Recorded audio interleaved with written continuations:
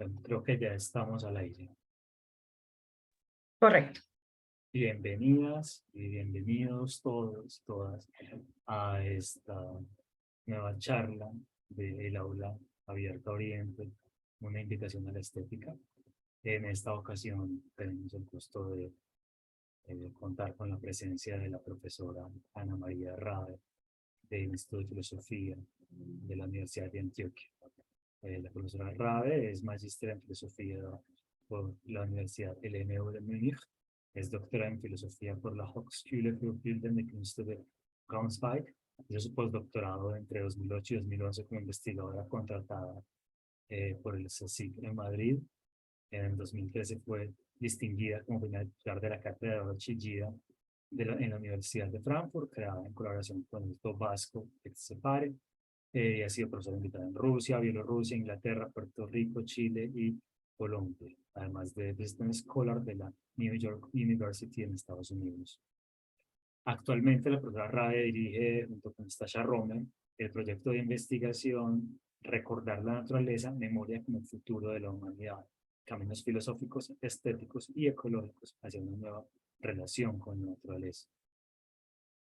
Pertenece a los grupos de trabajo, además de dos proyectos de investigación radicados en esta filosofía del CSIC de Madrid, y trabaja hace mucho tiempo en colaboración con la Universidad Pontificia de Comillas en Madrid. Bueno, tiene una enorme cantidad de publicaciones que nos tomaría bastante tiempo leer en este contexto. Sin más, agradezco mucho la presencia de la profesora Rabe, agradezco la presencia de todos ustedes en este espacio, tanto a través del Zoom como a través del Facebook. Recuerden que en un momento se les pasará la lista de asistencia para aquellos de ustedes que han inscrito este seminario a través de la aplicación Portafolio. A través del chat se pasará esta lista. Y que al final del encuentro tendremos un espacio para las preguntas. La profesora Rabe nos presentará hoy la ponencia El paisaje hoy más allá de lo sublime. De nuevo, bienvenida y es un gusto tenerte con nosotros. Muchas gracias. Quiero dar las gracias, antes de nada, a los organizadores de este ciclo del Aula Abierta, a Daniel Tobón y a John Freddy Ramírez, por la invitación que ha aceptado con muchísimo gusto, y también todo el apoyo técnico de Arroba y de Laura Echandía, nuestra comunicadora. Entonces, voy a compartir una presentación que he preparado.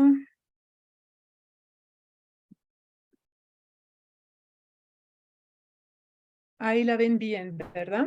¿Y me escuchan bien, Daniel? Perfectamente, Ana. Muy bien, muchas Ambas gracias. cosas. Perfecto, gracias.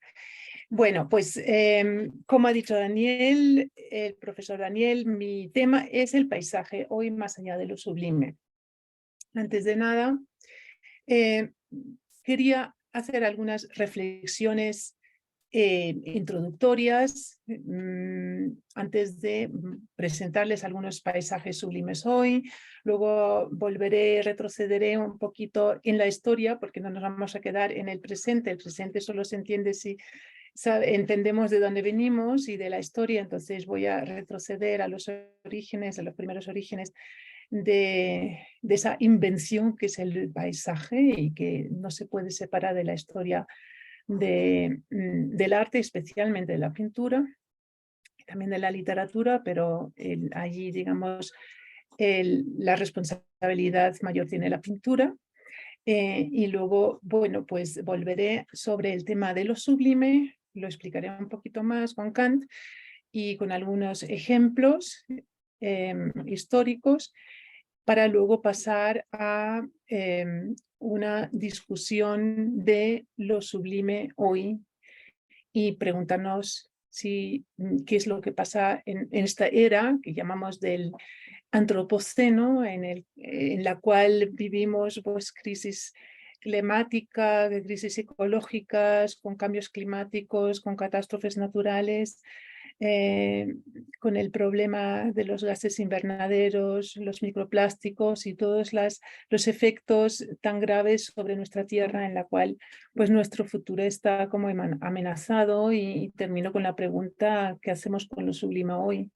Y quizás más allá de lo sublime, que como veremos en esta conferencia es una de las categorías esenciales, es convertido en, por lo menos a lo largo del siglo XIX especialmente, en una de las categorías esenciales que se asocian con la contemplación de paisajes. Pero empecemos con algunas preguntas generales. Y el paisaje, yo diría, para empezar, desde luego hay que localizarlo, ¿no? Se localiza por lo general, en primera instancia, cuando uno piensa que es un paisaje, pues en algún sitio, algún lugar de la naturaleza.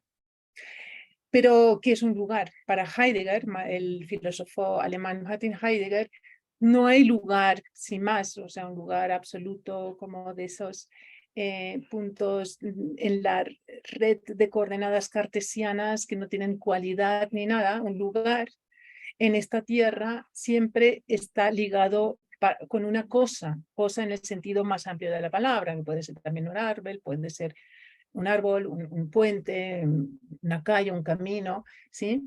O sea, no hay lugar para Heidegger sin una cosa que reúne alrededor de sí misma un paraje, lo que él llama Gegend, ¿no?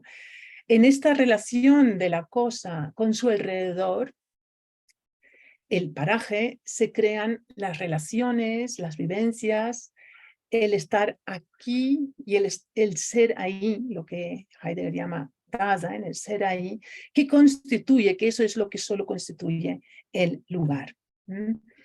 Esto es importante para tenerlo en cuenta, porque ya nos dice de algunos elementos que necesitamos para pensar lo que es el paisaje. Pero con ello, habiendo hecho un primer acercamiento al concepto del lugar, todavía no sabemos lo que es un paisaje. ¿Qué es lo que constituye el paisaje? ¿Qué más necesitamos para que se constituya un paisaje? Veamos, lo vamos a ver enseguida. Y antes de nada, voy a presentarles 3 ejemplos, dos de ellos mundialmente muy conocidos, de diferentes paisajes. Veamos. Les he traído el ejemplo de Neuschwanstein y de Hohenschwangau. Hohenschwangau es un municipio en el sur de Alemania, en Baviera, en los Alpes, donde se encuentran 2 castillos, uno de los cuales es famoso internacionalmente. Se trata... ¿Qué pasa aquí? Sí, se trata del palacio de Neuschwanstein, del rey bávaro Luis II, que vivió en la segunda mitad del siglo XIX. Fue colocado la primera piedra de este palacio en 1869 y se inauguró en 1880. El rey solo llegó a habitarlo tal cual como después de inaugurarlo 2 años, porque él no. Se empezó a habitar en el 84 y él murió 2 años después. Después vamos a volver a este ejemplo, pero vemos, esto es un ejemplo de un paisaje que se organiza y que nosotros vemos alrededor de esta cosa, entre comillas, que es el castillo. El palacio, esto es un muy buen ejemplo, creo yo, de cómo el lugar se estructura y se compone en sus, digamos, se estructura en su composición interna en torno a y en relación con esta cosa que es el palacio. En ese sentido, el lugar, la cosa, es el palacio que ha creado este entorno como entorno, es decir, como un todo con muchos elementos que se relacionan entre sí y que están todos de alguna manera vinculados con esta cosa. Aquí tenemos otras vistas sobre el palacio de Neuschwanstein, y ustedes ven, está al lado de, bueno, unos paisajes bastante casi podríamos decir heroicos, sublimes, diríamos, como veremos después. Se encuentra junto al palacio un puente sobre una garganta, la Pöllerschlucht, que es muy alta, creo que es de 40 metros de profundidad, que hizo construir en su día el padre de Luis II, pero bueno, tal y como el aspecto que tiene hoy es desde luego es actual. Mi segundo ejemplo es un ejemplo de mi tierra natal, Argentina. Bueno, es un ejemplo que se encuentra precisamente en la frontera entre Argentina y Brasil y está al lado también de Paraguay. Y se trata del conjunto de cataratas del río Iguazú, por eso se llaman las cataratas del Iguazú, en la provincia argentina de Misiones, en el límite de la provincia de Misiones y el estado brasileño de Paraná. Hay que resaltar que este conjunto de cataratas y de saltos, como se llaman, que son en total 275, 80% de ellos se encuentran en el lado argentino, fueron declarados en un concurso internacional abierto por la empresa New Open World Corporation como uno de los 7 lugares elegidos de las 7 maravillas naturales del mundo. Eso fue el 11 de noviembre de 2011. También en 1984, o sea, mucho antes, todo el recinto, el Parque Nacional Iguazú de Argentina, fue declarado por la UNESCO Patrimonio de la Humanidad y 2 años después el sector brasileño, el Parque Nacional do Iguazú, también fue incluido en la lista del Patrimonio de Humanidad por la UNESCO. Se trata de, como les he dicho, unos saltos famosos internacionalmente, de los que también vamos a ver enseguida pues algunos datos más. Mi tercer ejemplo no es mundialmente tan conocido, pero desde el 2021 sí es más conocido por un acontecimiento que ocurrió allí. Me refiero a la isla de Las Palmas, del archipiélago de las Canarias, perteneciente a España, en el Atlántico, que es, como todas las islas Canarias, volcánico y tiene un paisaje volcánico muy interesante. Aquí tenemos el volcán de Cumbre Vieja. Esta es una foto, creo que fue del 16. Bueno, y si uno lee una de las muchas páginas de turismo de las Islas Canarias, puede leer que es una isla de contrastes, La Palma, la isla bonita, como le llaman en España, que tiene acantilados, volcanes, playas de arena negra y bosques de laurisilva.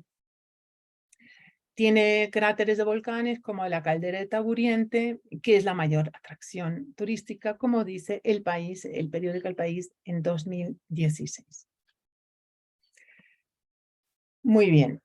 ¿Qué ocurrió con este volcán? Hemos visto pues unas imágenes, unas vistas a este volcán con paisajes, pero que empiezan a articularse de una manera distinta a partir de un acontecimiento grande, importante que hubo en el 2021 y que duró varios meses, la erupción volcánica de La Palma, que empezó el 19 de septiembre y duró hasta el 13 de diciembre del 2021. Se inició en el paraje de Cabeza de Vaca, cerca de la localidad del Paraíso, y luego se detuvo, como he dicho, el 13 de diciembre. Lo que yo quiero destacar de estos 3 ejemplos, podríamos desde luego sumar infinitos ejemplos más en la lista, pero los he elegido como para mostrar un aspecto más que es muy importante para la concepción de esa noción, de este término del paisaje. Y es el de la vista, es decir, de la visión. Un paisaje, para que se constituya como tal, como paisaje, tiene que ser visto por alguien. ¿no? Tiene que ser su ser ahí, ¿no? Su lugar es un lugar, pero no porque existe en sí mismo, aunque partimos de que sí, hay una realidad allí que corresponde a lo que vemos, pero como tal, como ese lugar, como lo hemos destacado antes en relación con el palacio, ¿no? De Neuschwanstein y la montaña, porque hay alguien que lo ve. Que lo ve quiere decir que también lo enmarca, que lo delimita esa visión dentro de un, digamos, marco, ¿sí? Aunque sea el campo de visión de uno mismo, donde uno lo dirige la mirada y que estructura y que hace que, bueno, pues que se seleccione dentro de las miles de posibilidades que nos rodean, ¿no? De la realidad, de lo que podemos ver, que empieza a seleccionar y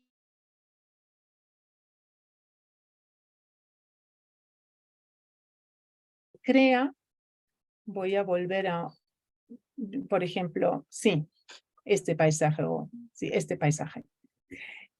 Con el resultado de que se crea una especie de composición, ¿sí? Un conjunto, una unidad que sostiene los diferentes elementos entre sí, que los relaciona entre sí. ¿Qué es lo que también necesitamos para que podamos hablar de un paisaje? Ya hemos dicho que necesitamos el lugar, es decir, algo que esté interrelacionado. Necesitamos de la delimitación, el enmarcar el encuadre, la visión que hace este encuadre y que hace la selección y de alguna manera la ordenación. Y lo que necesitamos para un paisaje es también una cierta distancia para crear una visión global, es decir, de ese conjunto que es un todo que reúne muchos elementos, los cuales se encuentran en un espacio tridimensional profundo. Eso es importante, la profundidad también. Con lo cual tenemos como elementos adicionales para pensar la noción del paisaje, condiciones necesarias, ese espectador que está de alguna manera distanciado, ¿no? Que se encuentra separado de una escena o un escenario, casi mejor podríamos decir, que se extiende en lo profundo, que contiene, que alberga cierta lejanía, ¿sí? Y que abarca muchos diferentes elementos. De todas formas, pensamos nosotros, a pesar de que hemos visto que hay en el paisaje no se puede pensar sin esta construcción del ojo y con ello también estética, porque es perceptiva, pero es también, obviamente, ahí tiene que ver la ordenación, es decir, no es una cosa simplemente receptiva que yo recibo sin más, sino que donde yo aporto, ¿no? La construcción, la ordenación, la composición, la selección. Esto todo podría llevarnos a pensar y a preguntar si el paisaje, es decir, aquello ordenado, con lejanía, distancia, etcétera, que vemos, tiene cierta independencia de nosotros o no. Y ahí nosotros solemos pensar y asociar el paisaje en primera instancia, luego, desde luego, hay otros ámbitos a los que se pasa, también traspasa esa idea, pero en primera instancia con la naturaleza, a la cual solemos adscribir una cierta autonomía, es decir, que existe allí sin que nosotros lo hagamos. Si bien el paisaje es algo construido, la naturaleza con la que presuntamente se asocia y relaciona el paisaje sí tiene su ser independientemente de mí. Entonces, otra condición importante, y ya es la última que voy a destacar, pero luego retomaremos todos estos elementos, llevándolos más allá, es con esta postura contemplativa, es decir, a distancia, separada de lo que uno ve, ¿sí?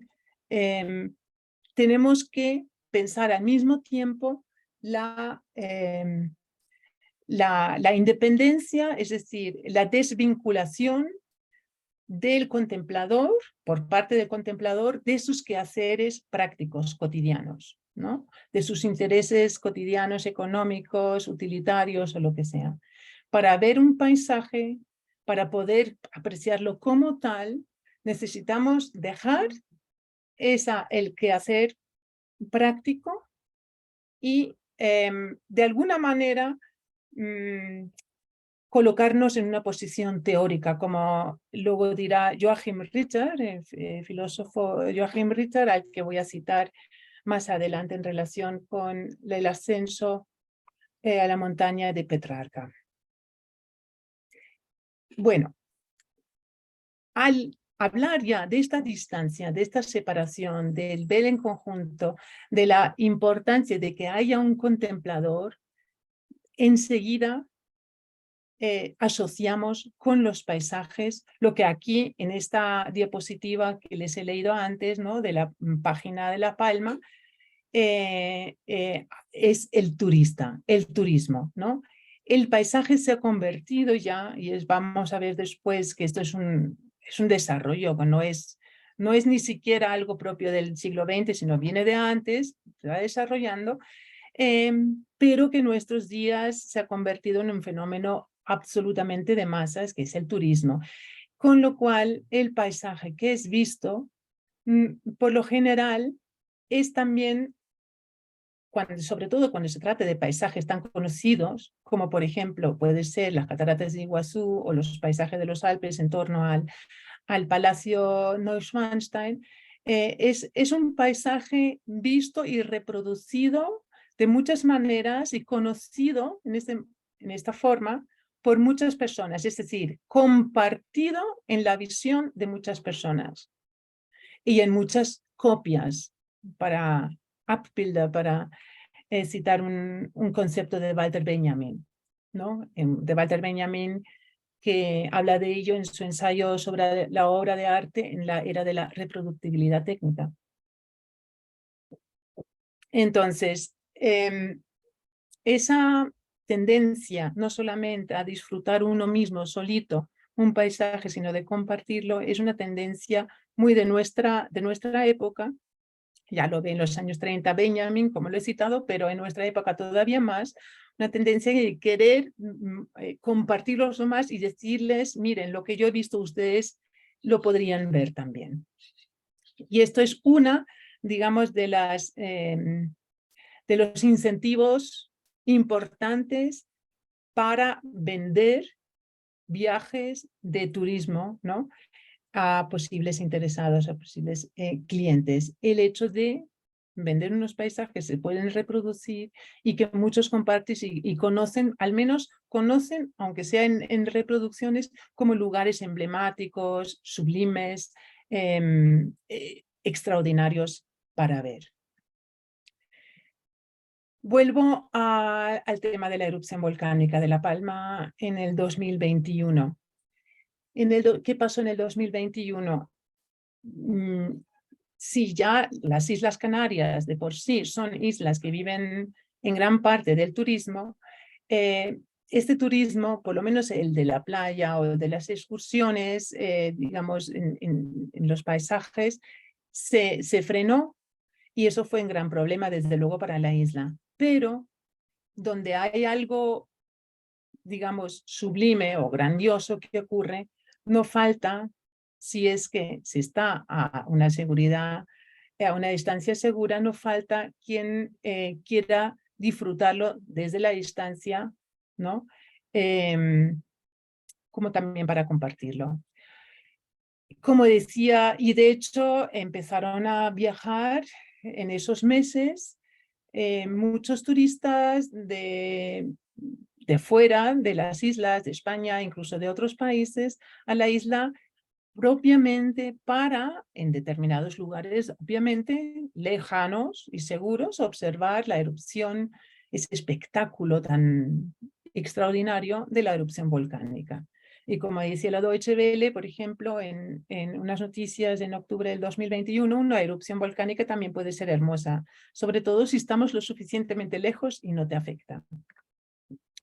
Aquí tenemos otro ejemplo del periódico El País, que describe en el 31 de octubre, que era un puente importante en España, como en ese puente habían, bueno, se habían multiplicado las llegadas de turistas a la isla para observar las escenas de las cataratas, de la erupción, perdón. Esto es una imagen del volcán después de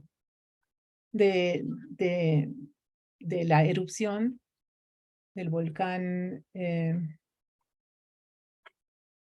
Cumbre Vieja, creo que era así, el mismo volcán.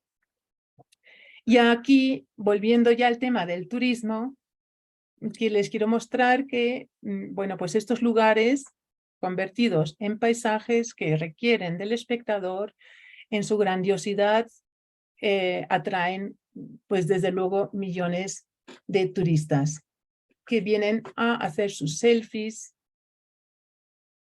a estar allí y mostrar a los demás que han estado allí. Como datos, bueno, el turismo en Schwangau, aquí, donde se encuentra el palacio que inspiró, ¿no? Como seguramente sabrán, Walt Disney, en el castillo este de la Bella Durmiente, que está en Walt Disneylandia,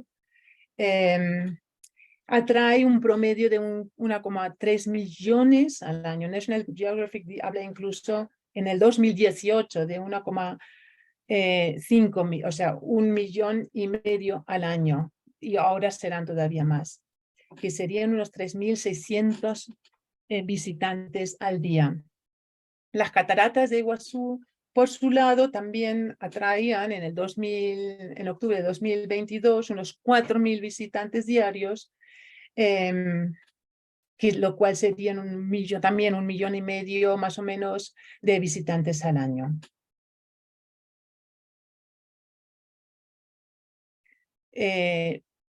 Atrae el poder acercarse, pero sin correr peligro, aunque algún accidente, pocos, pero algún accidente sí ha ocurrido.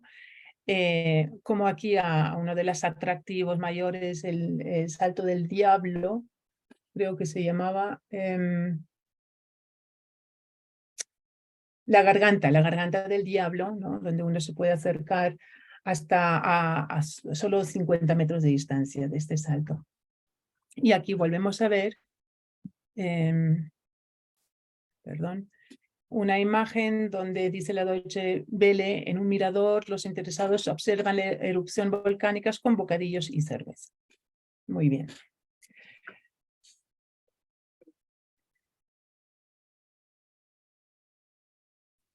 Las escenas de turistas que viajan a la isla o que viajaron en el 2021 durante la erupción del volcán a la isla de La Palma para observar el espectáculo, entre comillas, de la erupción, nos puede recordar otras escenas similares en los siglos pasados, como pueden ser las escenas producidas por el volcán Vesubio en el sur de Italia frente a la bahía de Nápoles. Desde comienzos de la modernidad temprana, la actividad volcánica del monte atrajo cientos de viajeros, pero fue sobre todo desde la erupción de 1631 que el lugar recibió un público cada vez más amplio. En torno a 1700, el Vesubio era uno de los lugares de visita ineludible del programa clásico de la así llamada Grand Tour, ¿no? La vuelta grande traducida, ¿no? El Tour de France, todo lo conocemos, la vuelta de los ciclistas, pues esto era el Grand Tour, ¿no? Esa vuelta para un turismo clásico. Así se construyó desde la segunda mitad del siglo XVIII un camino de subida al monte que se convertiría en un sendo creado expresamente para la experiencia y mirada de los viajeros ilustrados de la época, una élite a menudo aristocrática que era la que podía permitirse viajar y costear el Grand Tour. También el poeta alemán Johann Wolfgang von Goethe subió en 1787 varias veces al monte, llegando a estar en una ocasión bastante cerca de una colada peligrosa. En el siglo XIX se democratizaron los viajes, lo cual llevó al fenómeno del turismo que se expandiría en el siglo XX para masificarse cada vez más hasta el día de hoy, como sabemos. Y donde hay viajeros con interés y curiosidad por lo exótico, florece el negocio y a veces también el arte. Así, el pintor francés Pierre-Jacques Antoine Baudelaire, del cual están viendo un cuadro, se mudó a Nápoles en 1769 para observar in situ las erupciones del volcán y plasmar sus impresiones en cuadros. Había numerosos compradores interesados en sus cuadros, entre ellos múltiples aristócratas extranjeros, que de esta manera podían deleitarse en el tremendo y a la vez grandioso espectáculo desde los sillones cómodos de sus mansiones, después de haber regresado de su viaje por Italia. Así, podían hacerse con plena conciencia, sin peligro de perderse, la ilusión de ser unos meros espectadores que estaban presenciando una terrorífica y a la vez tan pintoresca erupción de las fuerzas salvajes de la naturaleza. Es decir, tenemos por un lado los observadores que viajan ahí a verlo in situ y por otro lado aquellos que sin querer o poder viajar, seguramente sin querer, porque los que podían comprarse esos cuadros sí serían personas con, con poder adquisitivo, se podían comprar estos cuadros haciéndose esa ilusión de ese espectáculo sublime, ¿no? Que estaban observando. Esto nos lleva a la experiencia de lo sublime. Me voy a centrar, no es Kant quien lo inventa, lo vamos a ver después, pero Kant le da una interpretación muy profunda en su crítica del juicio estético de 1790. En la parte dedicada a lo sublime dinámico de la naturaleza, el filósofo describe la situación de un espectador que se sobrecoge ante las inmensas fuerzas naturales y el poder destructor que podría representar una amenaza para la propia vida. Leo las palabras que ustedes ven aquí. Rocas audazmente colgadas y, por decirlo así, amenazadoras, nubes de tormenta que se amontonan en el cielo y se adelantan con rayos y con truenos, volcanes en todo su poder devastador, huracanes que van dejando tras sí la desolación, el océano sin límite rugiendo de ira, una cascada profunda en un río poderoso, etc., reduce nuestra facultad de resistir a una insignificante pequeñez comparada con su fuerza. Pero su aspecto, sigue Kant, es tanto más atractivo cuanto más temible con tal de que nos encontremos nosotros en lugar seguro y llamamos gustosos sublimes esos objetos porque elevan la fuerza del alma. No voy a seguir leyendo para no perder el tiempo. Les explico que Kant interpreta la experiencia de lo sublime, que siempre está relacionado con algo inmenso de la naturaleza, con unos poderes que le pueden poner en peligro al que lo observa, ¿sí? Lo interpreta con, primero, teniendo en cuenta, eso sí, es una condición sine qua non, ¿no? Que el espectador esté en un lugar seguro, es decir, que no corra el peligro de, como hemos visto antes en el ejemplo de La Palma, de ser engullido él mismo por estas fuerzas devastadoras de la naturaleza. Ahí sí, desde una cierta distancia, aún así puede estremecerse ante la violencia, ¿no? que está percatando y que está presenciando.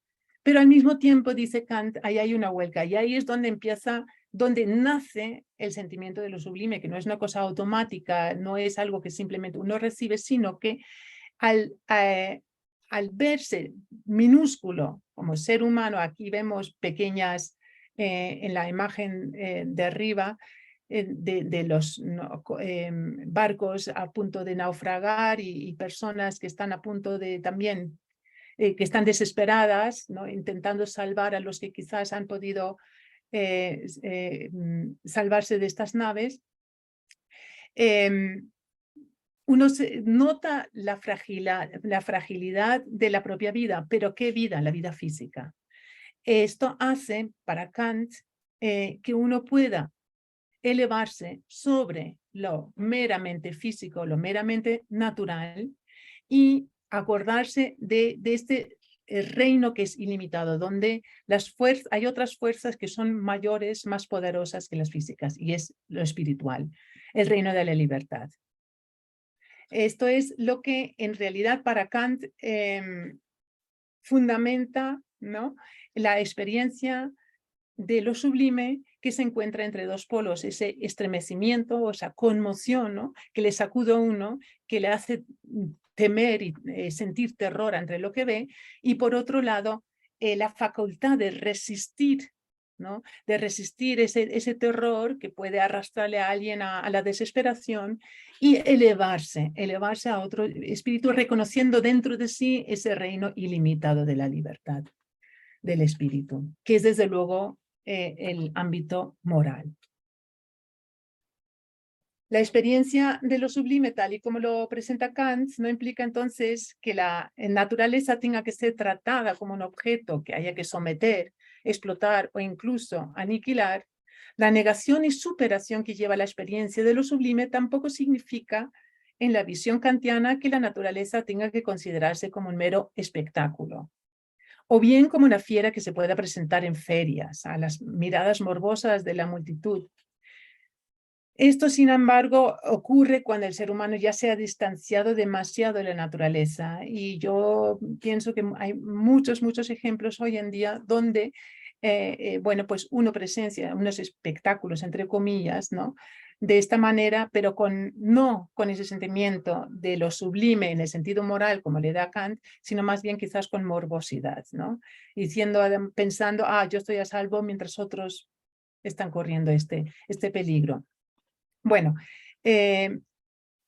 además, bueno, por morbosidad, por ver las fuerzas de la naturaleza, pero que uno sabe que se puede distanciar de ellos, o al menos se hace la ilusión de poder ponerse siempre a salvo de ellas. Después de ver hemos adelantado en la historia del paisaje bastante, porque lo sublime es algo que en realidad tiene, bueno, su auge en el siglo XVIII y luego en el romanticismo. Hemos visto aquí, estamos viendo un cuadro de Caspar David Friedrich, ¿no?, El caminante sobre el mar de nieblas, muy famoso en el romanticismo, especialmente el alemán. Pero eso no son los inicios del paisaje. Tenemos aquí otra imagen de Caspar David Friedrich, ya no sublime, sino también de una contemplación, una escena en la cual podemos apreciar que todo paisaje necesita uno o varios, ¿no?, espectadores que comparten su visión de lo que ven delante y que lo organizan en su visión de alguna manera. Aquí vemos la puesta de la luna sobre el mar con unos veleros delante. Pero ¿cuáles son los orígenes del paisaje? Voy a intentar, como el tiempo corre, hacerlo lo más breve posible. Me voy a tener sobre todo en esto a lo que presenta el filósofo francés Alain Roger en su breve tratado del paisaje, del que les he compartido unos cuantos capítulos como preparación para esta conferencia. Según Alain Roger, se acepta ver en los efectos, lo tenemos aquí, del buen gobierno de la ciudad de Ambrogio Lorenzetti, uno de los primeros paisajes occidentales. Este cuadro es unos murales correspondientes al programa iconográfico emprendido por el partido guelfo, partidarios del Papa, en la ciudad de Siena. Las autoridades municipales querían reflejar los beneficios que traerían sus políticas para los habitantes de la urbe. Y el programa iconográfico estaba entonces a cargo de los hermanos Lorenzetti, y especialmente Ambrogio y su hermano Pietro, que plasmaron una serie de murales ubicados en el ayuntamiento municipal.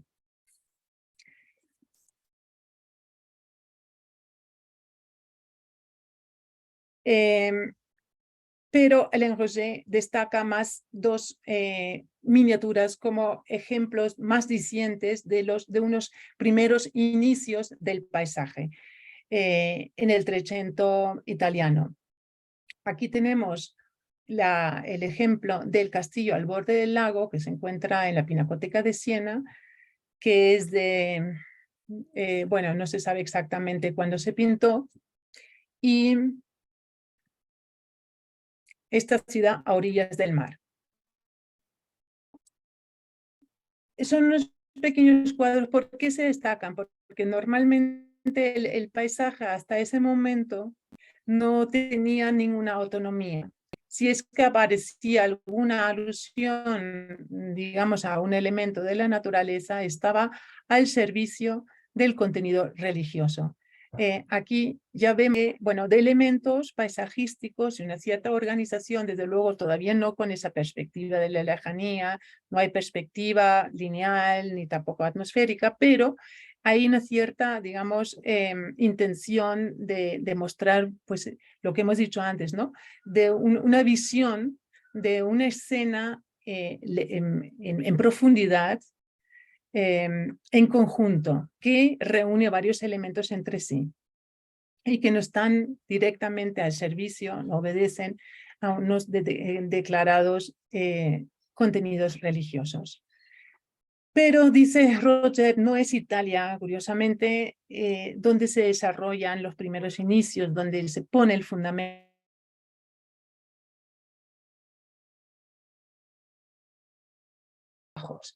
porque estas miniaturas, bueno, estos pequeños ejemplos de pequeños cuadros no tienen inmediatamente seguidores en Italia.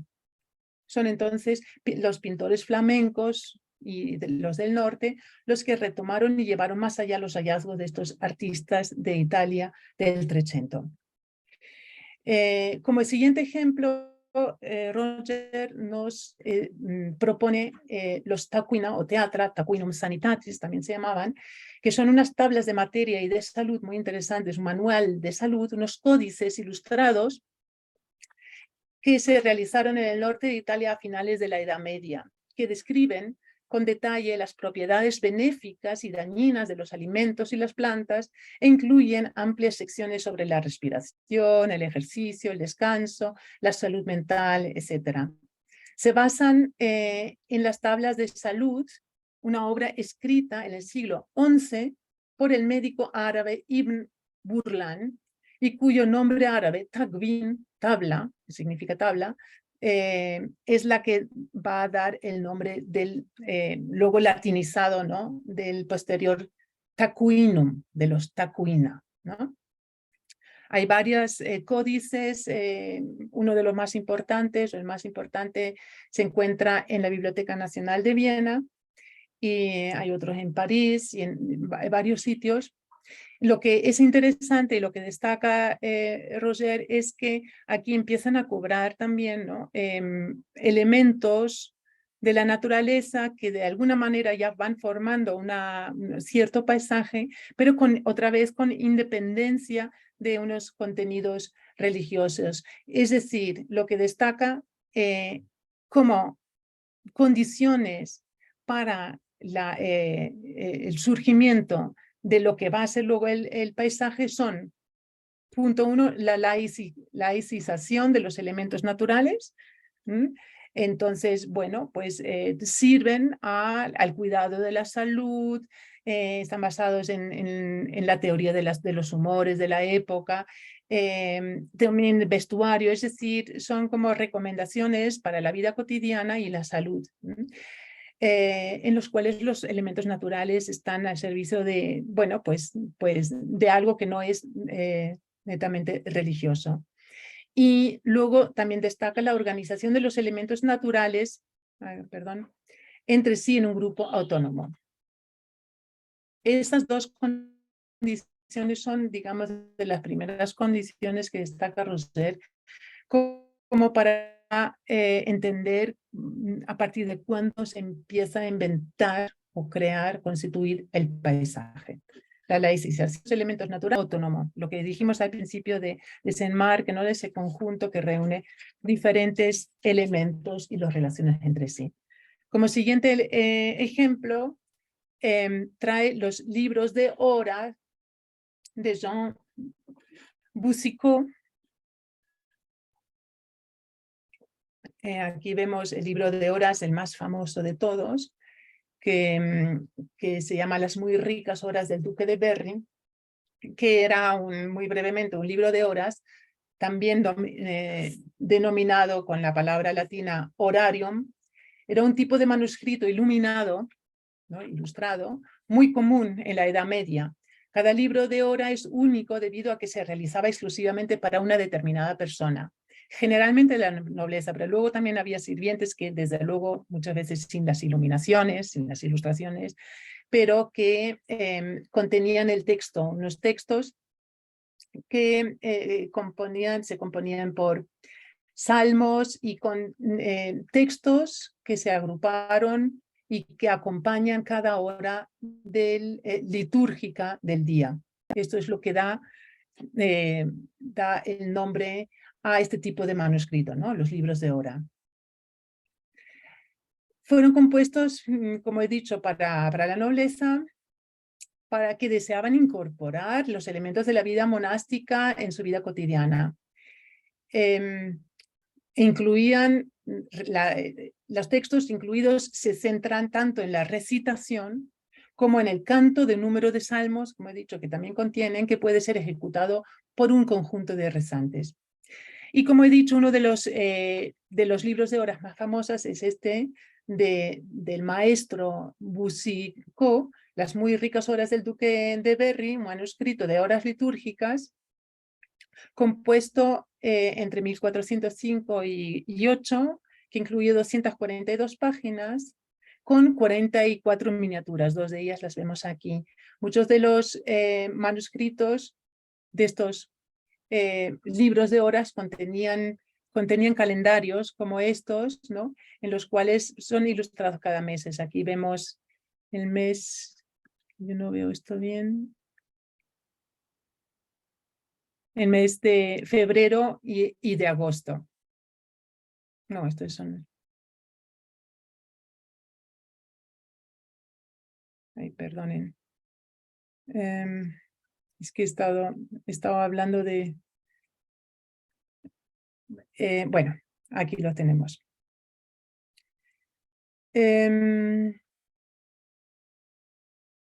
Como vemos también, ya aquí aparecen escenas de paisajes con cierta independencia. Hay un plano primero donde desde luego se desarrolla una escena religiosa, pero luego en el fondo hay planos del paisaje donde se describen, donde se representan escenas diarias de la vida cotidiana insertadas en los lugares bueno, los lugares autóctonos donde se pintaron, ¿no? Y además en relación con las estaciones del año. En el calendario de febrero es todavía en Europa invierno, por eso se ve un paisaje nevado. El de agosto es el verano en Europa, por lo cual se ven, bueno, escenas tan paganas como las de unos bañistas a la derecha que están desnudos bañándose en un río. Entonces aquí tenemos de nuevo elementos, aunque son escenas, puede haber, no, bueno, no, estas no son escenas religiosas, aquí en el primer plano esto es todo laico, ¿no? Son ejemplos en los cuales pues podemos observar tanto la laicización espacial, como lo resalta Rogers, como la temporal, ¿no? El ciclo de estaciones sustituye las estaciones del año, ¿no? Primavera, verano, otoño, invierno, que sustituye la cronología litúrgica. Esto todos también son elementos y escalones en ese camino hacia la independencia del paisaje, ¿no? De estos elementos y la creación del paisaje con independencia de los temas religiosos. Ya voy a ir un poquito más rápido. Uno de los ejemplos más dicientes de lo que sería ya la futura pintura de paisaje es el cuadro del pintor flamenco Jan van Eyck, Virgen del canciller Rollin, que en el fondo muestra un paisaje que en realidad tiene una cierta independencia y podría ser si lo separásemos de la escena del interior, ¿no? del edificio, podría ser una pintura de paisaje en su propio derecho. Lo que es necesario, según Roger, para que nazca ya la pintura de paisaje, el paisaje, como vemos, es indisolublemente está vinculado a la pintura, es la veduta, la ventana. Como vemos aquí en este ejemplo de Hubert Compen, maestro también flamenco del siglo XV, la Virgen de la Pantalla de Mimbre. En el fondo, a la izquierda, ven una ventana y esta ventana da lugar, tenemos el encuadre, acuérdense, ¿no? Necesitamos siempre como un encuadre, es decir, una selección, la que recoge unos elementos, ¿no? que se estructuran hacia un espacio profundo. Todos estos elementos los tenemos ya aquí en esta ventana incluida en la escena representada. Uno de los ejemplos, o el ejemplo que destaca Alain Roger, de un paisaje en el cual ya no se queda el paisaje dentro de una demarcación de una ventana, sino que donde la ventana en realidad se abre y se extiende y abarca lo que es todo el lienzo, es este ejemplo que tenemos de San Juan Bautista en el desierto, de Gerken tot Sint-Jans, otro pintor holandés de la escuela flamenca del siglo XV. Pero dice, el primero en realizar paisajes sin personas, es decir, ya solamente paisajes sin la necesidad de un pretexto religioso, pero digamos como paisajes, es Albrecht Dürer, Durero, el pintor alemán que en su juventud realizó unas cuantas acuarelas maravillosas, a mi juicio. Vista de arco tenemos aquí, y está vista sobre el Valle de Sembra, en Italia, que es de 1400, aquí está mal, 1494, no 1900, es 1494. Luego va a ser Joachim Patinir quien va a ser muy conocido, porque el Durero, después de estas primeras acuarelas, abandona pues esta línea y se dedica a otros formatos que se pueden vender más en formatos grandes. Esas acuarelas eran pequeñas. Luego va a ser Joachim Patinir, pintor flamenco de nuevo, del siglo XV, principios del XVI, que va a desarrollar pues, esa pintura a gran escala de unos paisajes grandes en los cuales más bien ya el paisaje es el tema, y podríamos decir, y escenas religiosas como esta de San Jerónimo aparecen como más bien secundarias, un poquito arrinconadas. Dice Roger que la ventana no solo se agrandó, sino que se amplió su anchura, mientras que su altura disminuía. Ahora bien, estos son los inicios del paisaje, como lo hemos visto. Hemos visto lo que hemos dicho al principio, que se necesitaba el ojo del espectador que encuadra, ¿no? y la composición, es decir, que es una construcción. El paisaje es algo que no está allí, sino que se reúne a través de unas cosas, pero que está dispuesto y compuesto de alguna manera por el ojo o por el artista. Y luego el contemplador que ve o bien el cuadro, o a partir de estos modelos que ya ha acostumbrado a ver, también los paisajes. Los paisajes nosotros no tenemos el ojo ingenuo, sino los solemos ver ya buscando, y más en nuestros tiempos donde vamos a todos los sitios con la cámara, mejor dicho, con el celular, con la cámara integrada, a ver los encuadres, cuál es, digamos, la perspectiva que más nos puede interesar desde el punto de vista sublime, interesante o lo que sea. Voy muy mal de tiempo, ¿verdad? Daniel, ¿cuánto tiempo me dejas? Ana, pues no depende de cuánto tiempo necesites. Estamos hasta las 10, hasta las 15 podríamos extenderse. Listo. Parece que alcanzas dentro de ese tiempo. Sí, voy a intentar correr y hacerlo un poquito más rápido O hasta las 20 si para quieres. llegar a lo que quiero llegar al final, más allá Bueno, de lo sublime. Muchas claro, gracias, Daniel. no, no, claro. Bueno, entonces, muy rápidamente, solamente para que no dejemos fuera la literatura, la poesía, el ejemplo tan citado también de Petrarca y su ascenso del Monte Ventoso, ¿no? El Monte Ventoux en 1336 por muchos citados, muchísimos autores citados, digamos, como una de las experiencias iniciáticas del paisaje, ¿no?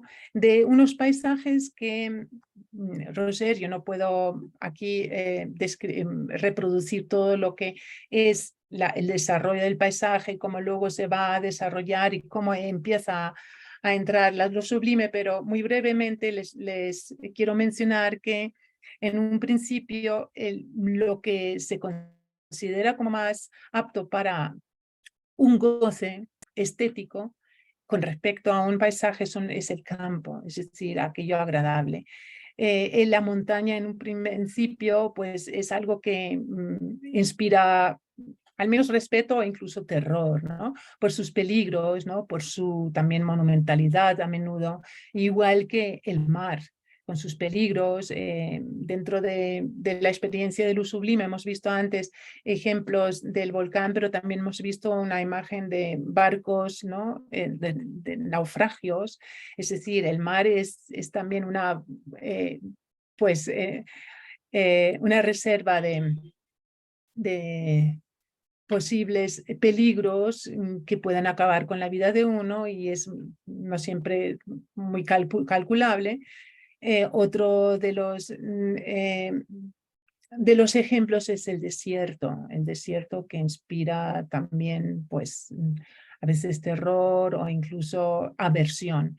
Estos se van incorporando, muy brevemente dicho, a lo largo, bueno, pues de los siguientes siglos, donde yo dejé la breve historia de los inicios del paisaje, a la medida en la que también ahí juegan un papel importante los viajeros, excursionistas y fotógrafos, ¿no? En la montaña, por ejemplo, que reproducen imágenes, ¿no? Y que convierten pues estos ejemplos de la naturaleza, para llamarlos de una manera, los convierten en paisajes que se pueden disfrutar, pero paisajes que ya en muchos de los casos son sublimes, en el sentido como lo hemos visto antes, ¿no? Que inspiran respeto, que pueden hacer estremecer, pero que se pueden gozar siempre y cuando uno está en un lugar seguro como para poder disfrutar la grandeza, ¿no? La inmensidad de ese espectáculo o ese escenario que uno tiene ante la vista. Ahora bien, volviendo a Petrarca, esto es algo, que lo que acabo de decir, más propio del siglo XIX y los posteriores. Estamos ahora en la primera mitad del siglo XIV, en el cual desde luego a nadie se le ocurría, pues por puro placer o otra razón que no fuera pues una obligatoria relacionada con algo práctico, un interés concreto, ¿no? Subirse al monte sin más. Petrarca sí lo hace y les voy a contar brevemente antes. Ese monte Ventoux se llama monte por Ventoux, que significa ventoso porque ahí corre pues obviamente un viento muy fuerte. Pertenece a los Alpes, pero no es considerado como parte de los Alpes. Es como un monte que está un poquito aparte. Geológicamente forma parte de los Alpes, pero se considera a menudo como una montaña separada de ellos, ¿no? Petrarca escaló el monte Ventoux en 1336, lo cual explicó en una carta a un amigo. Esta carta es considerada uno de los primeros productos del Renacimiento y el humanismo, ya que Petrarca hizo la ascensión inspirado por un pasaje de la historia de Roma de Tito Livio. Subió a la cima el 26 de abril junto con su hermano y 2 personas más. Él conocía bien la región porque había vivido en Avignon entre 1333 y 49. Joachim Ritter, al que ya he mencionado antes, que tiene un texto bastante interesante cuya primera parte interpreta filosóficamente ese ascenso y lo que le ocurre a Petrarca, ¿no? A este monte, en un artículo que se llama Reflexiones sobre la función de lo estético en la sociedad moderna, comenta que con esta ascensión pertenece Petrarca a los italianos que se acercaron a la naturaleza con un sentido especial, distinto de la investigación y el saber. Eso es muy importante, y que como lo primerísimo entre los modernos percibieron y gozaron la figura del paisaje como algo más o menos bello. ¿Por qué asciende Petrarca al monte? Él lo que está buscando es un ascenso de lo corpóreo a lo incorpóreo, a la vida bienaventurada. Él procura una elevación del pensamiento y lo interpreta lo emprendido mediante la comparación con el alzamiento a la vida bienaventurada, y lo justifica aduciendo que también, y le cito, se alza en una altura a la que el mundo lleva, como se dice, por una vía empinada. Es decir, no es la vía fácil por la cual uno llega a la dicha, a la vida bienaventurada, ¿no? A esa vida espiritual, hay que pasar por esta vida. Y esto es, el ascenso es literal, y desde luego es también, se espera que sea espiritual.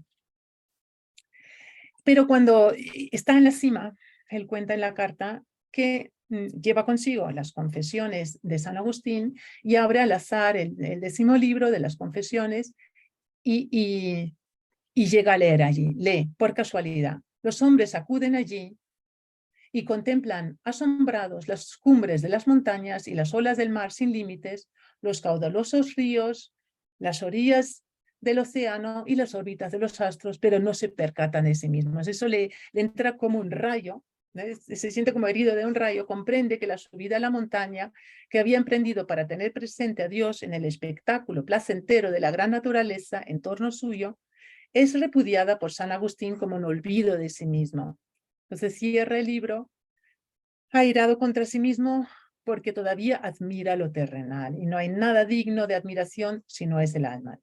Bueno, entonces, muy resumiendo la interpretación de Ritter, Ritter dice que en realidad, bueno, Petrarca cuando va a aprender junto con su hermano ese ascenso a la montaña se encuentra abajo, o sea, antes de ascender a un campesino anciano que le intenta de convencer de que no haga esa semejante empresa tan descabezada y tan peligrosa, lo cual obviamente, y ni entiende el sentido de un ascenso, eso no es algo propio de locos, ¿no?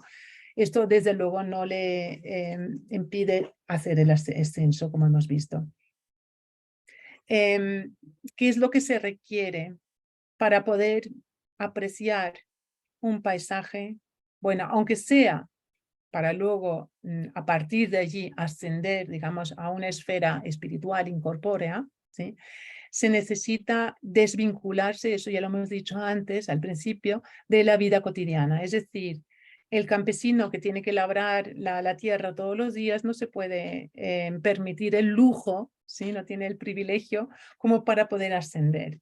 Entonces, esto es una empresa que ya no pertenece a la vida práctica y, como hemos dicho antes, sino a la teoría. La teoría, a una actitud teórica, la cual considera el alrededor, ¿sí? Desde el punto de vista de una unidad, de una naturaleza. Y ahí Ritter hace referencia a los antiguos, los griegos, y el concepto del cosmos que bueno, contiene esta idea de un organismo único, de una unidad, no de la multiplicidad, pero en un solo organismo que se presenta con una cierta estructura que adorna, además, que es bella, que tiene puede tener unas simetrías, unas estructuras internas, las cuales solamente se aprecian y se ven, y lo vuelvo a repetir, si uno se desliga de los quehaceres prácticos, del utilitarismo, de lo económico, etc.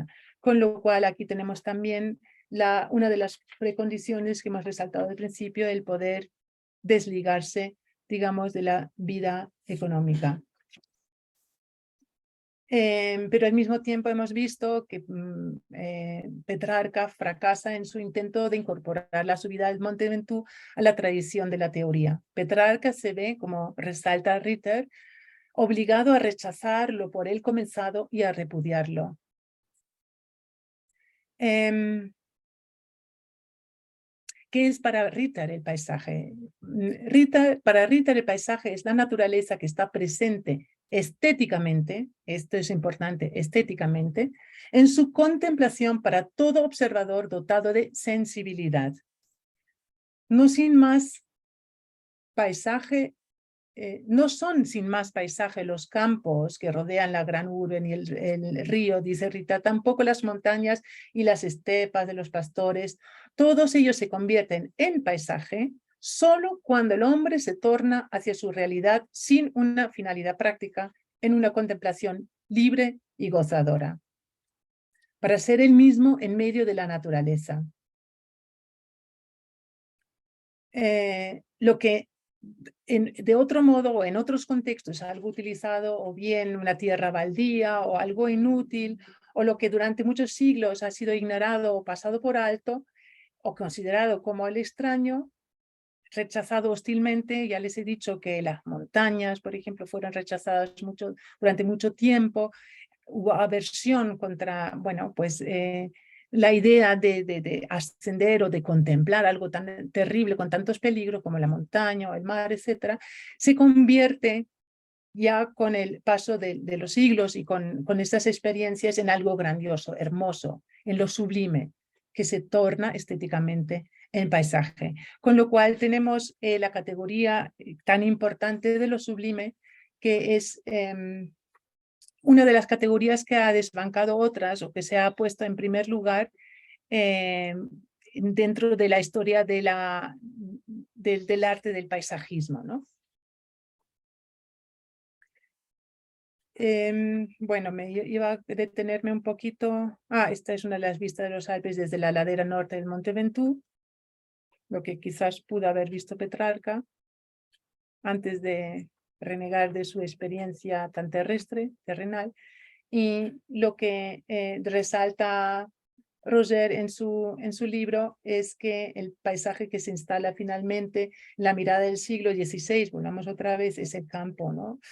Ese campo del cual, pero recordemos, solamente se puede disfrutar y contemplar cuando uno está involucrado en las necesidades de la vida cotidiana y en la vida práctica, en la cual, bueno, pues uno tiene que trabajar el campo. El que trabaja el campo no tiene tiempo ni tiene la posición para sentarse tranquilamente, no hacer nada y contemplar solamente, y con ello crear un paisaje.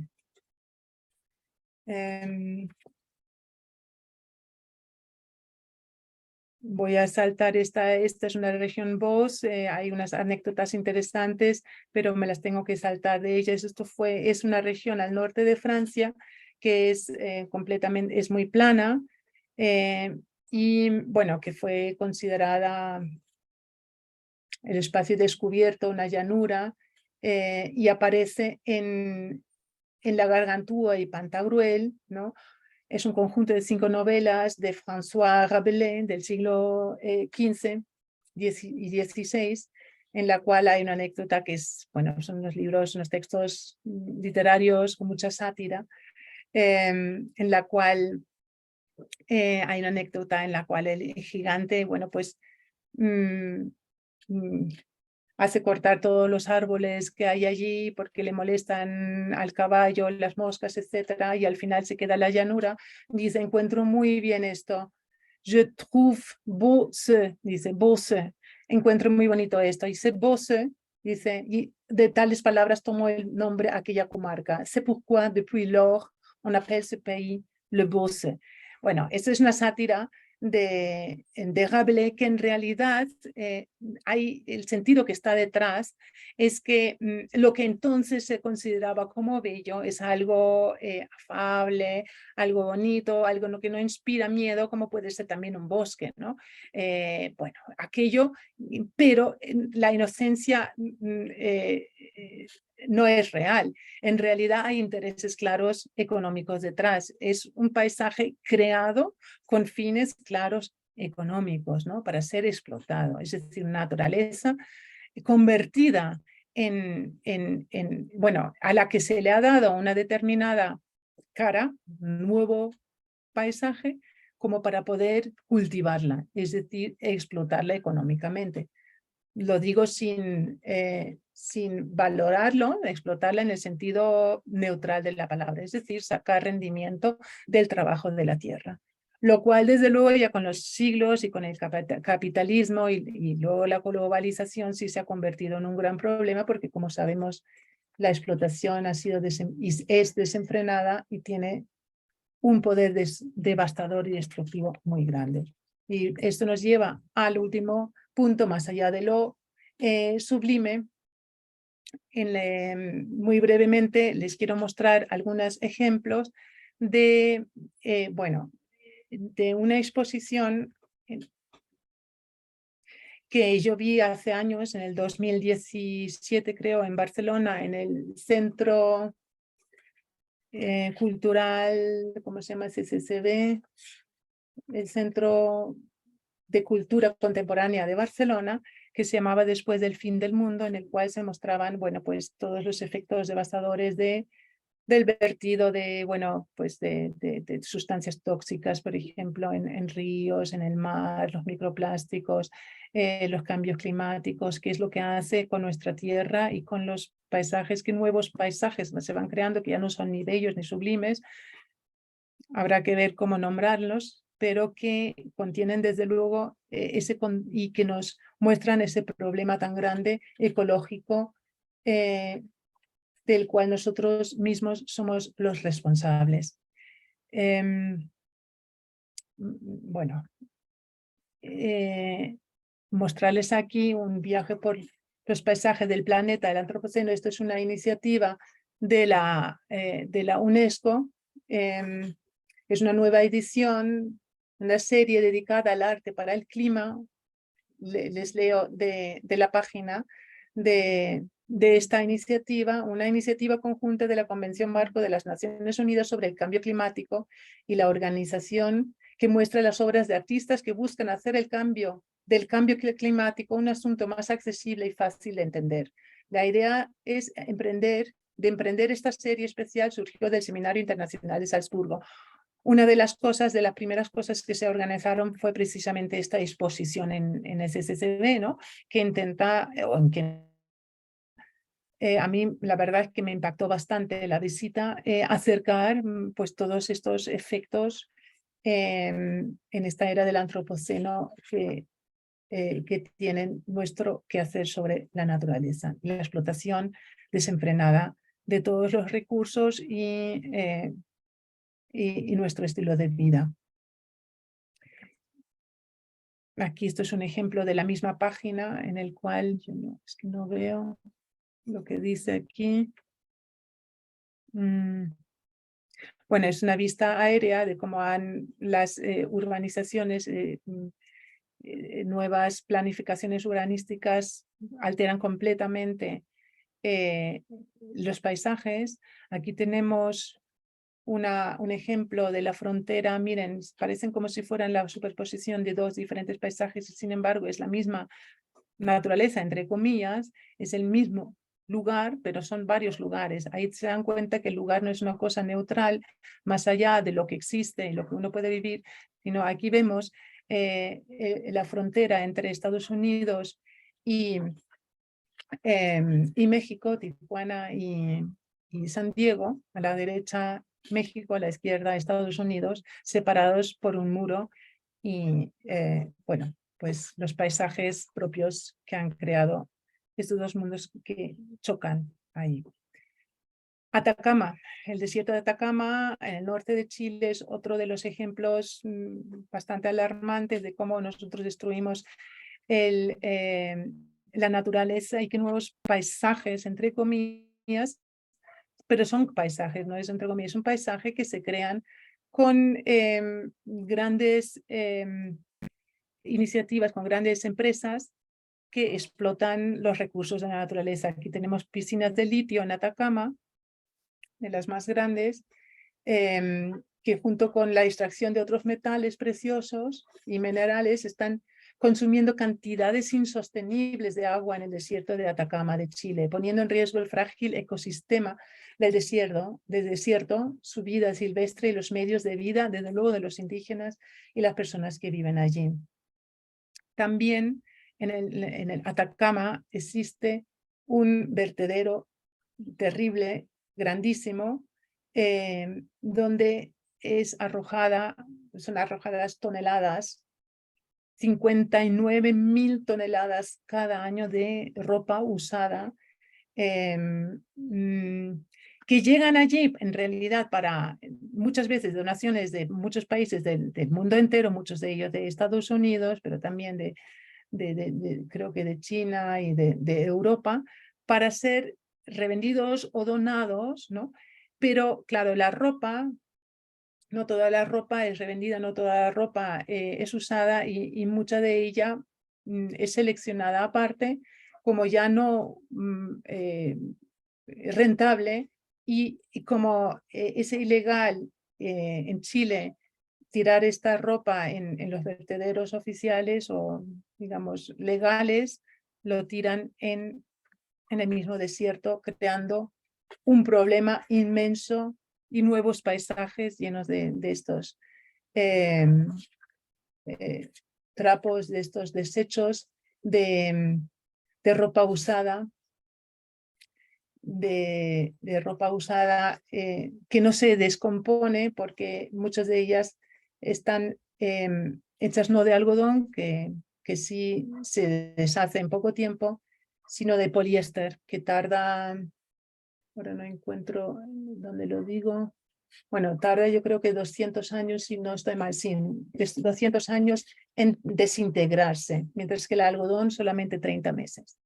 Entonces la mayoría es de allí, entonces la industria de la ropa sabemos que es uno de los grandes problemas, tiene un gasto enorme de agua y el poliéster que queda allí en estos lugares, en estos parajes del desierto, tarda, como he dicho, en desintegrarse 200 años y entra como luego microplásticos en el medio ambiente y queda allí, afectando toda la atmósfera gravemente, la fauna de la zona y también el mar. Otro de los problemas relacionados con este gran vertedero son los incendios que se producen cada año, son clandestinos obviamente, en basurales clandestinos. Este humo puede generar enfermedades cardiorrespiratorias en los habitantes, obviamente de bajos recursos que viven alrededor, muchos de ellos inmigrantes ilegales. Bueno, voy a terminar ahora sí. Bueno, otro ejemplo es el incendio de Hawái recientemente, pero voy a terminar ya con unas palabras del historiador de la ciencia Jean-Baptiste Fresson, que en el catálogo de la exposición que se hizo hace años, en el 2016, en el Centre Pompidou en París, sobre lo sublime, los temblores del mundo, ¿no? Es muy escéptico con respecto a una vuelta a la categoría de lo sublime en el contexto de estos problemas ecológicos y ambientales, de lo sublime en el contexto artístico. Y él dice, ¿por qué? Voy a resumir, iba a leerlas, pero creo que no tengo tiempo. Aquí las tienen. Lo sublime va a lo grande, a lo grandioso, y esto desde luego tiene una cierta fascinación, y esa fascinación, ¿no? Alberga desde luego un riesgo grande, un peligro. Lo grandioso también lleva a no pensar en lo que sensatamente, en lo que debemos y podemos hacer para realmente, bueno, contrarrestar nuestro propio quehacer, nuestra propia evolución tan destructiva en nuestros tiempos relacionados con esta expansión global de la economía y la explotación de los recursos naturales. Y él dice al final de este artículo, ya termino con estas frases, antes de abrazar el antropoceno, él se muestra bastante escéptico también incluso con el concepto de antropoceno, si lo he entendido bien, hay que recordar bien que lo sublime es solo una de las categorías de la estética que contiene también otras, lo trágico, lo bello, lo pintoresco, que reposan sobre otros sentimientos, la armonía, la ataraxia, la tristeza, el dolor, el amor, la modestia, que son quizás más adecuados para alimentar una estética del cuidado, de lo pequeño, de lo local, del control, de lo antiguo y de la involución, sentimientos que el actuar ecológico necesita tanto. Muchas gracias por su atención y por su paciencia. Ana, muchas gracias a vos por la presentación, enormemente interesante.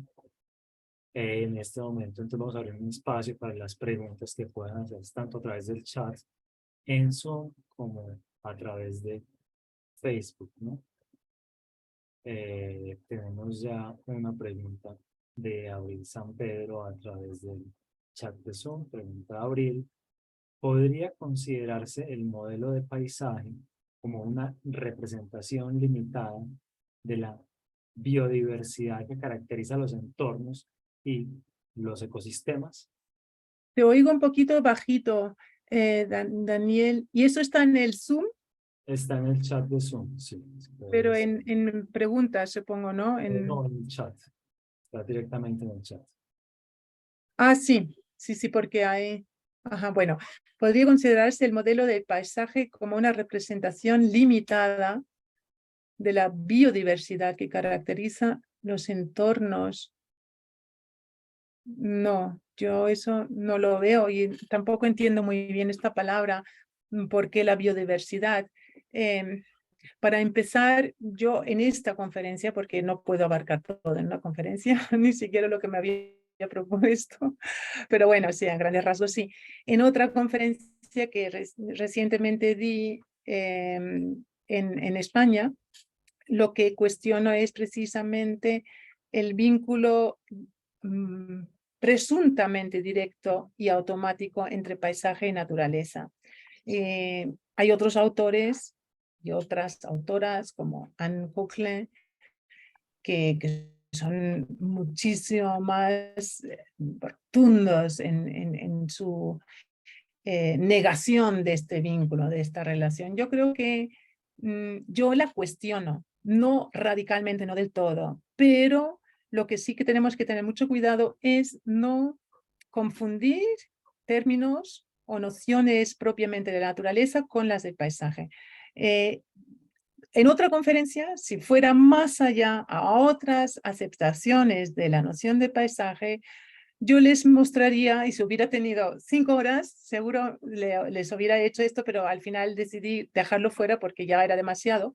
Les hubiera mostrado ejemplos de paisajes donde pues no entra la naturaleza, también hay paisajes urbanísticos, para empezar, ¿no? Se habla de paisajes, los urbanistas, de hecho, Canaletti, ¿no? En sus cuadros de Venecia, pues estos son paisajes de la ciudad de Venecia, pero también hay paisajes, y hoy en día se habla de paisajes en muchos sentidos, paisajes virtuales, paisajes inventados, totalmente artificiales. Sin embargo, paisajes del alma también, ¿no? Hay paisajes, hemos visto paisajes bueno, de los vertederos estos que hemos visto, ¿no? Donde quizás hay más ropa usada que algo vegetal. Eso todos son paisajes. Entonces, vuelvo a repetir, y en eso sí que estoy de acuerdo tanto con Alain Roger como con Anne Coquelin y otros autores, el paisaje es una invención y es una construcción. Es una construcción que desde luego toma sus inicios, y eso se ha visto también hoy en la conferencia, en elementos que nosotros relacionamos con la naturaleza, que desde luego vienen de la naturaleza, ¿no? Pero por ello no son sinónimos a la naturaleza. Es decir, el paisaje, aún tomando su inspiración en la naturaleza o bueno, en elementos de la naturaleza o en dimensiones de la naturaleza, aún tomando su inspiración allí, es un producto Ana, creo que es tu señal. Sea, de su imaginación y de sus... ¿No? ¿Se ha ido? sí, se fue un momento, pero ya volvió. Pero Ah, se escuchó, pues creo que ya estaba, esa idea estaba desarrollada, creo yo. Yo ¿fui quisiera, yo o fue tu conexión? Porque aquí yo no veo que se me creo que haya fue tu ido. conexión. Creo que fue Ajá. tu conexión. Yo quisiera romper una Ah, lanza, digamos, en el replanteamiento de la pregunta de Abril, ujú. porque estoy de acuerdo con lo que has señalado, de que, claro, el paisaje no únicamente se orienta a la naturaleza, el paisaje en realidad puede ser de cualquier tipo de entorno amplio, del cual pueda haber una perspectiva distanciada a partir de un punto de vista, ¿cierto? Y puede no ser natural, sino construido también, hay un gran trabajo sobre esa área. Y sin embargo, creo que la pregunta de Abril tiene sentido incluso en esa perspectiva, porque siguiendo la línea de Roger, claro, justamente la idea, el paisaje no es solamente un lugar, un entorno, aquello que se mira, sino una forma de mirar, que se construye Ah, culturalmente a partir del arte, ¿no? Y ya. ciertamente en nuestra relación con la naturaleza, esa forma de mirar en buena parte ha sido construida a través del concepto de paisaje, ¿no? Vemos en parte la naturaleza como paisaje, ¿no? Así no sea lo único que vemos como paisaje, también la naturaleza podemos verla como paisaje, y desde esa perspectiva uno puede preguntarse, creo que es el sentido de la pregunta de Abril, hasta qué punto ese modelo del paisaje puede ser adecuado para captar la naturaleza, digamos, en los rasgos que señalan, ¿no? De biodiversidad, etcétera. Ya, pero aún así, ahora entiendo por dónde va la cosa, pero de todas formas la biodiversidad no es un concepto estético. Eso viene de la biología, es un concepto científico, mientras que el paisaje sí es un concepto estético, netamente estético. Y ahí es donde chirrea la cosa. Por eso yo me resisto a decir que es una representación limitada de la biodiversidad, porque si dirías, bueno, una representación limitada de la naturaleza, bien, pero la biodiversidad, porque la naturaleza también es un concepto, bueno, hemos visto eh, en sus inicios, bueno, en la física y el cosmos, ¿no? Relacionado con grandes cosmovisiones, las primeras esbozos, ¿no? De entender el mundo como un todo, en un conjunto, ¿no? Pero la biodiversidad sí es un concepto científico de nuestro tiempo, entonces yo lo veo un poquito problemático relacionarlo con el paisaje. Esto era la cosa que yo no veía del todo. Uh-huh. Muchas gracias, Ana. Tenemos varias preguntas, entonces son distintas. Voy a leer primero las dos que tenemos en el Q&A y luego voy a dar la palabra primero a Juan Felipe, que había levantado la mano entre los asistentes, y luego al profesor John Freddy Ramírez, también tiene mano levantada. Ricardo Castro pregunta en Q&A, ¿no cree que el modelo del paisaje, también, al darle prioridad al sentido de la vista, nos ofrece una experiencia estética superficial en la medida en que otros sentidos son ignorados? La verdad es que no te entendí, perdona, Daniel. No sé si sería posible que copiaras y pegaras en el chat. En el chat sí, te debe aparecer, no sé si te aparece el En el Q&A. chat es... Sí, te voy a poner en el chat. El Q&A Sí. está debajo, debe tener otro. Perdón, se lo mandé solo a Laura, pueda mandártelo directamente. Aquí, ¿ok? Ay, gracias. ¿No cree que el modelo de paisaje, al darle prioridad al sentido de la vista, nos ofrece una experiencia estética superficial en la medida que... Sí, absolutamente, claro. Esto es algo que se critica muchísimo, muchísimo, la predominancia de la visión. O sea, no estoy yo, o sea, proponiendo, digamos, una concepción de paisaje, sino, y esto los mismos bueno, que han trabajado mucho sobre el tema, que son expertos en el tema del paisaje y de la historia de esta noción, ¿no? No se puede negar, una cosa es que le guste o no, y que se vea. Otra cosa es que no se puede negar que la visión, que este sentido de la visión, ¿no?, en la vista, ha sido predominante y ha sido clave a la hora de generar la idea y el concepto del paisaje, que luego también está en la literatura, pero necesitas la vista. El mismo Petrarca sube al... Hemos visto, tiene que ver ese paisaje, bueno, para crear pues, ese movimiento interior, espiritual, etc. Desde luego Marta Tafalla y muchos otros autores reclaman precisamente la importancia y el papel de los otros sentidos para completar el sentido complejo que puede tener la experiencia ante o junto a un paisaje, ¿no? Y que desde luego, siempre y cuando nosotros aceptemos una cierta noción de un paisaje con algunos elementos, ¿no? Podemos partir claramente de que la experiencia in situ sobre todo, no ante un cuadro, sino a un paisaje cualquiera, las cataratas de Iguazú o un prado o una montaña, ¿sí?, siempre engloba y integra también las experiencias de todos los sentidos, el olfático, el auditivo, el áptico, y que forman parte esencial de esta experiencia compleja, la cual luego es también retomada por muchos artistas. ¿No?, el arte del sonido, por ejemplo, trabaja mucho con ello. Hay los soundscapes, los así llamados, ¿no?, el paisaje de sonidos, que trabaja mucho con ello, así que absolutamente de acuerdo. Tenemos ahí otras dos, dos preguntas, en realidad, porque una está, no es un comentario más bien, en el Q&A nuevamente, te los voy a poner, bueno, la primera la ha puesto la participante también en el chat, podemos poner con esa: la biodiversidad no es paisaje desde un punto de vista legal, pero eso se considera, bueno, en realidad son dos. Hay un comentario de Sandra: la diversidad no es paisaje desde el punto de vista legal, pero sí se considera al momento de evaluar ambientalmente los proyectos que incumben a un paisaje determinado, no paisajes sonoros, urbanos, etc. Eso es más bien un comentario. A pasar la pregunta, tal No he vez. hablado de vista legal, o sea, yo no he hablado de lo legal, sino de lo científico. Sí. Voy a pasar en el chat. Él señala también ahí, la misma Sandra Cáceres: el sistema de evaluación ambiental, al menos en Chile, considera el paisaje como un elemento a tenerse en valor. Sin embargo, el paisaje sigue siendo subjetivo.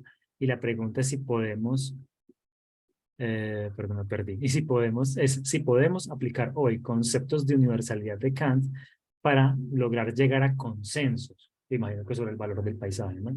¿Es un ejercicio ficticio? Claro que me he preguntado. Mi salud. A ver.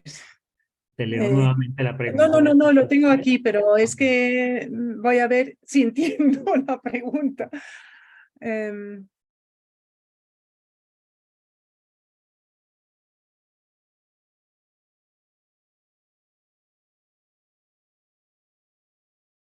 Es que hay muchas cosas, ha metido muchas cosas en una misma, entonces hay que ir paso a paso. Una cosa es que en Chile la evaluación ambiental se considere también el paisaje como uno de los factores, ¿sí?, a tener en cuenta. Pero ¿qué es el paisaje? Si uno luego tiene en cuenta que el paisaje es algo subjetivo, ¿no?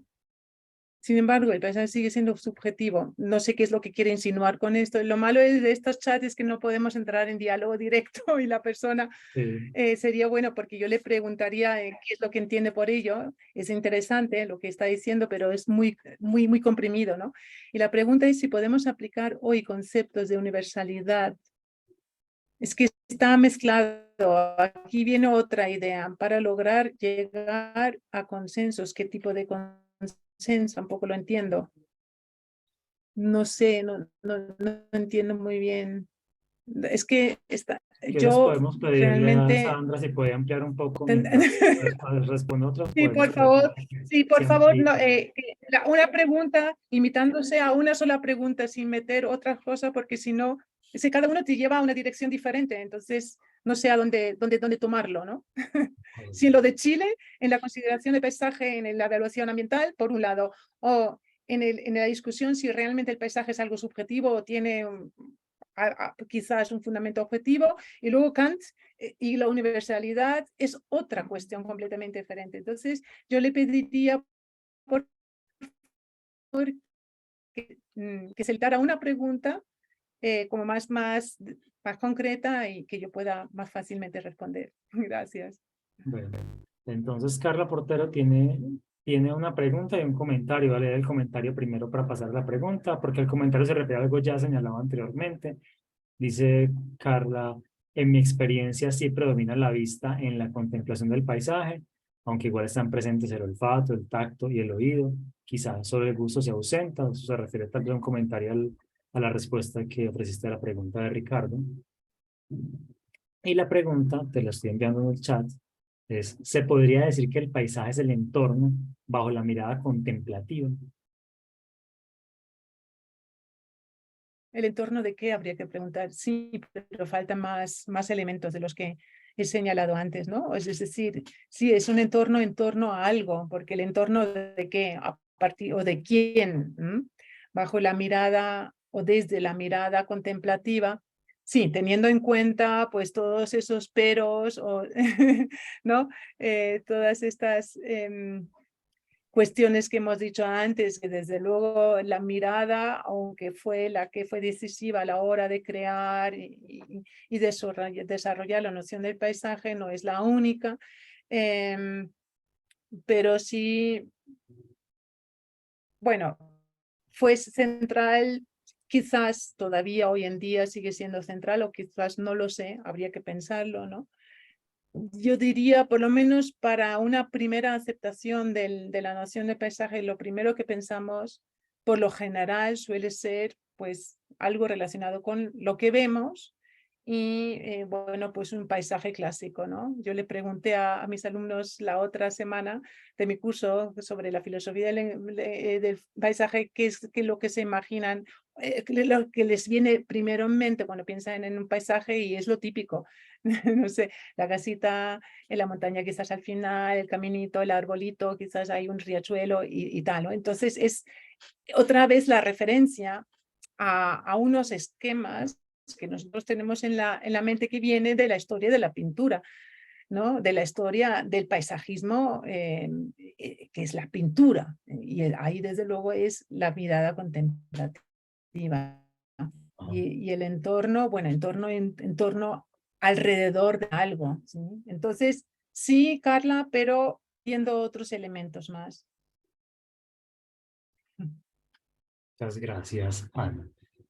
Yo, no sé si John Freddy te había levantado la mano, tengo una pregunta. No sé por qué John Freddy había levantado la mano, luego la bajo, tal vez se deciden seguir nuevamente. Daniel, no, pero la había levantado primero otro panelista. Pero no, Juan Felipe señaló que lo había hecho por accidente, así que John Freddy, tienes la palabra.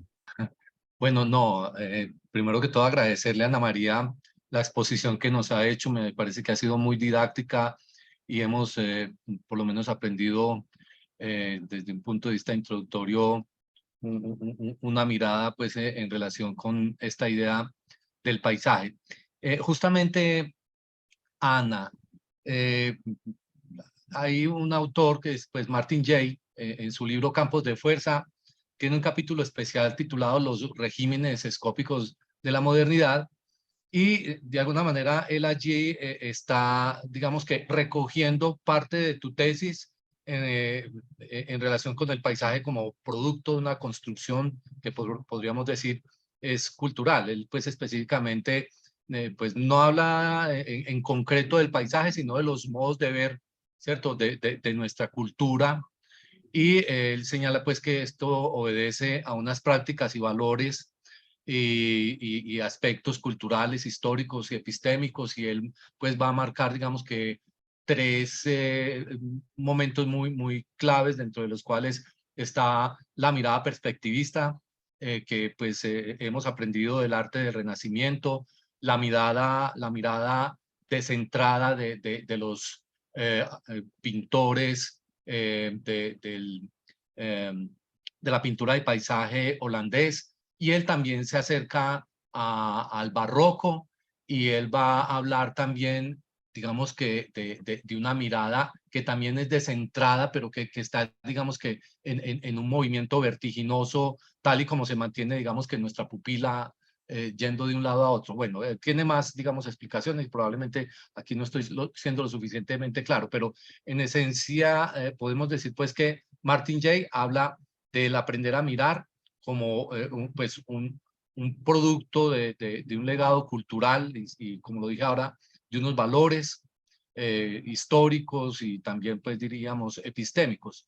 Tú has señalado, vuelvo a recoger la idea, la tesis con la que has desarrollado pues tu exposición, que el paisaje es producto de una construcción, y ahí es donde uno podría agregar que es producto de una educación de nuestra sensibilidad, y ahí pues tiene un papel, diría yo, protagónico la mirada, sin dejar de lado pues nuestras otras facultades sensibles.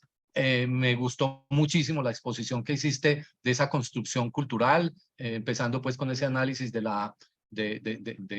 arte en la Baja Edad Media, y bueno, y pasando pues por el tránsito, digamos, del Renacimiento, para entender un poco pues como la forma como aparece el paisaje dentro de nuestra cultura artística occidental.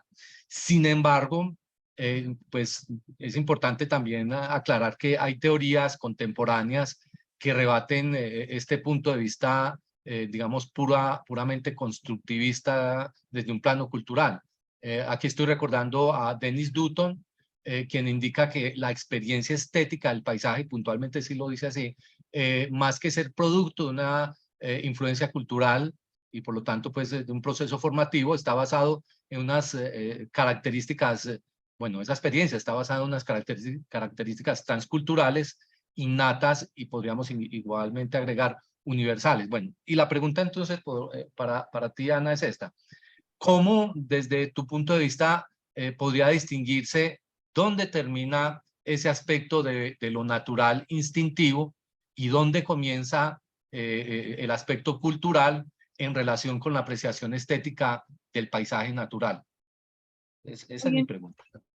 John Freddy, la pregunta se refiere a la historia del arte, al arte o en general a la experiencia estética. No, en general a la experiencia estética, porque es que a fin de cuentas nosotros como seres humanos estamos viviendo permanentemente dentro de ámbitos estéticos y no estéticos, y nuestra cotidianidad está formada por eso, ¿cierto? Hay momentos de complacencia estética, hasta mirando la camisa que nos vamos a poner en el día de hoy para mañana, como también hay momentos que no son estéticos. Pero entonces, ¿cómo analizas tú esa relación entre ese aspecto puramente instintivo, como lo plantea pues Denis Dutton, y apelando pues como a todos estos estudios de la antropología contemporánea, y desde este otro punto de vista que tú aquí nos has venido explicando en detalle, que es entender el paisaje como una construcción, ¿cierto? Y agrego yo, una construcción de carácter cultural. Esta es la pregunta del millón, John Freddy. No, sí. Es una muy buena pregunta y tiene parte que ver con preguntas que yo me hago con respecto a la naturaleza, ya lo natural en relación con la naturaleza. No he entendido como eso que está frente a nosotros como objeto del que nos servimos para fines prácticos, económicos, sociales, o que nosotros representamos con fines estéticos o epistemológicos, epistémicos, sino la naturaleza como algo como mucho más, como algo a lo que yo pertenezco directamente, ¿no? De la que yo soy parte, ¿no? Lo natural que lo que soy parte. Entonces, en ese sentido va, creo que en esa dirección de lo instintivo también, ¿no? Lo que nosotros llevamos dentro de nosotros. Yo eso lo busco mucho, y no solamente en relación con estas preguntas sobre el paisaje, que son relativamente nuevas. Yo estoy desde hace unos meses con este tema, aunque yo ya lo había hace años tratado, pero lo había dejado allí y me parece bastante interesante, ¿no? Pero y precisamente de ahí viene también mi pregunta de relación entre naturaleza y paisaje. ¿Qué relación hay? Y ¿dónde termina? ¿Dónde empieza? Pero, a ver, me vienen, es que me ha surgido muchísimas cosas. He tomado aquí apuntes y en diferentes direcciones. Por un lado, lo que quiero resaltar es que toda reproducción, todo esquema, los esquemas son propios, claro, esto, lo que tú te reproduces tal cual, siempre de la misma manera, las copias sin más, los upbuilds, ¿no? A lo que llevan es, por un lado, a una comunicación más fácil, más rápida, porque compartimos los esquemas, con lo cual todos entendemos o creemos entender a qué se refiere el otro. Cuando decimos, mira, te voy a describir este paisaje, pam, pam, pam, pam, utilizando unos determinados esquemas que todos de alguna manera compartimos porque pertenecemos más o menos a la misma cultura, tenemos más o menos una misma formación, ¿no? Alguien de una cultura completamente diferente, si lo escribimos con mismos términos, igual no se imagina absolutamente nada. Entonces, bien, entonces, esto es de alguna manera lo que he construido, los esquemas que tenemos en mente, lo que representamos, las representaciones que nosotros compartimos y que vuelven a reproducirse. ¿Qué es lo que... la ventaja, de nuevo, es que la comunicación y el entendimiento, al menos dentro de los miembros de una misma cultura, comunidad o lo que sea, un colectivo, ¿sí? Es más sencilla, pero tiene sus limitaciones y ahí empieza. Tiene las limitaciones porque lo que pierde, entre otras cosas, pierde muchas cosas, entre cosas es la experiencia directa, digamos, natural, lo que realmente me mueve y me puede conmover. Lo singular. Lo que todavía quizás no ha encontrado su palabra y su representación, ¿no? Y para ello, yo me pregunto si necesitamos la noción y el concepto de paisaje para llegar o para volver o para descubrir dentro de nosotros esas vías hacia lo natural. O quizás no las vías hacia la natural, eso otra vez suena muy externo. Dentro de nosotros, encontrar lo natural dentro de nosotros, en el momento en el que percibimos algo. Yo creo que no necesitas el paisaje. Tú puedes sentarte, bueno, en un paisaje tan heroico como el de donde está el Palacio de Neuschwanstein, ¿no? En Baviera, donde yo en mi infancia y juventud he ido muchas veces porque crecí en Múnich, y lo conozco. Pero si siempre vas con ese esquema ya muy Walt Disneyano, ¿no? Del palacio y de lo... no vas a ver, ni sentir, ni oler, ni tocar nada de lo que ese entorno te puede proporcionar, o de la biodiversidad, para retomar el término que cayó antes, ¿no? Propia de este lugar, pero esa biodiversidad, esa diversidad natural no es propia del paisaje. El paisaje es más aquello de lo que tú quizás puedes reproducir, y en ese sentido también el paisaje a menudo, al menos ese que está demasiado vinculado con la visión, y la visión de la representación también escoge un momento, no hay que olvidarlo, es decir, de algo que constantemente está en movimiento y transformación y cambio, se convierte en algo estático, que es lo que hace la perspectiva lineal, ¿sí? Es congelar la realidad en un punto y en un momento. Entonces, la vuelta hacia sí mismo, a lo natural, creo que requiere el olvidar todos esos esquemas y quizás también el pensar qué bonito paisaje, sino simplemente dejarse llevar. Y ahí viene el tema mío por lo que he titulado mi nuevo proyecto, Rememorar la naturaleza. Y has tocado justamente la clave, John Freddy. Tal y como yo entiendo la rememoración, que es un concepto que he estado trabajando muchos años, ¿no? De la mano de Walter Benjamin, obviamente, y de otros, requiere una detención, un detenimiento en tomarse el tiempo y cargarse de tiempo y espacio en un lugar.